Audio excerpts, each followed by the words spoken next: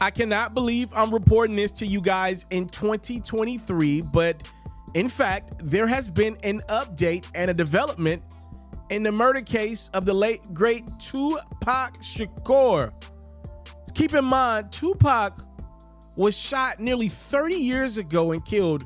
He was shot on September 7th and later passed away on September 13th of 1996. But on Monday, the cops raided a Vegas home that they believe to be in connection to the unsolved murder of Tupac, which belongs to the wife of a guy who says he was in the car with a man who shot and killed Tupac. It's owned by a woman named Paula Clemens, the home is at least, and she is in fact married to Keith D. If you are familiar with Keith D, he was a very famous Crip in the California region, and he's also known for being the uncle of the late Orlando Anderson. Orlando was the guy that was initially suspected of killing Tupac. If you remember, Orlando and his crew, including Keith, were in Vegas the night that Tupac, it's on camera by the way, actually jumped Orlando alongside Suge Knight and other Death Row affiliates at the MGM Grand. Remember, this is all after that big Mike Tyson fight. Again, that altercation was on camera. You probably seen it in one of the bajillion Tupac docs that are out in the atmosphere. Obviously, law enforcement officials thought that Orlando might have orchestrated a revenge shooting on Tupac that night. Orlando denied any involvement in the shooting. Let's keep in mind that Orlando Anderson was killed in a shootout years later himself. Again, according to TMZ, the cops raided Paula Henderson, and again, she's the wife of Keith D, Nevada home. The reason the raid is significant is because to obtain a warrant, police have to show a judge that there was probable cause to believe there was evidence in the home connected to Tupac's murder. That's the update. I mean, I'm 29. I just want y'all to understand this. I was too young to even remember the day that Pac got killed.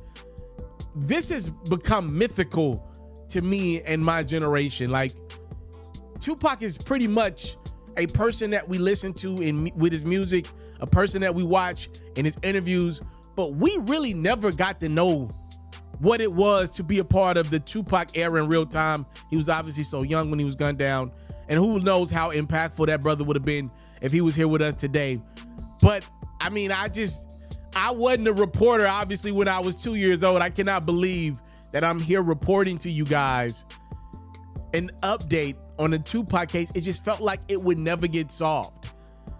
Speaking of solved cases, Chicago's own G-Herbo is closing in on an agreement to a plea deal to wire fraud and lying to federal agents after being indicted by a federal grand jury in Springfield, Massachusetts back in 2020.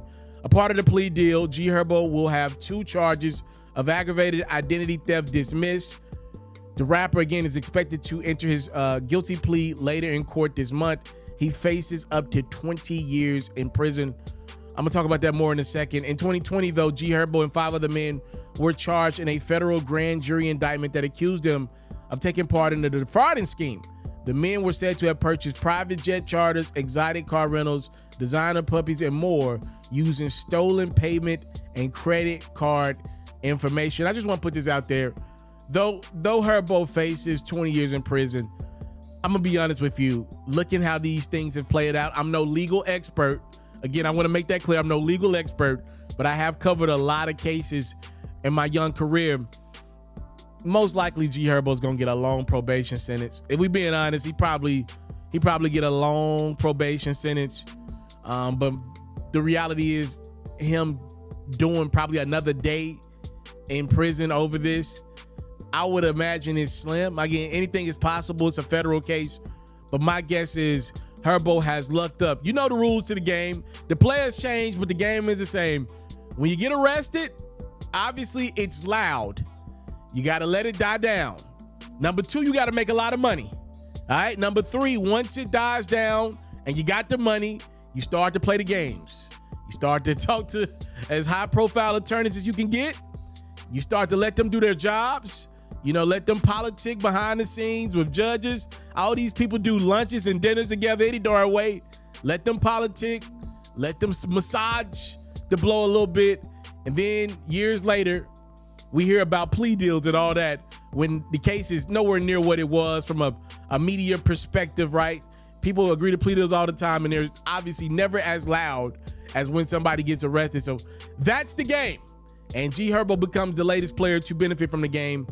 I'm sure his pockets have not benefited from it, but most likely he'll probably do a long probation sentence as he pleads guilty there in that fraud case. Thank y'all so much for the time, love, and support. That's what your boy will never take for granted.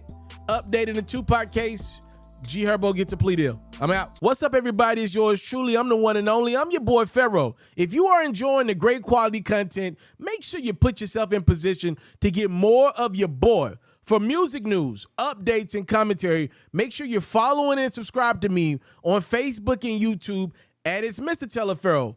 For basketball news, highlights, and commentary, make sure you're following and subscribe to me on Facebook and YouTube at FERRO. It's free 99 to you. It truly means the world to me. Let's run these numbers up. I appreciate the time, love, and support.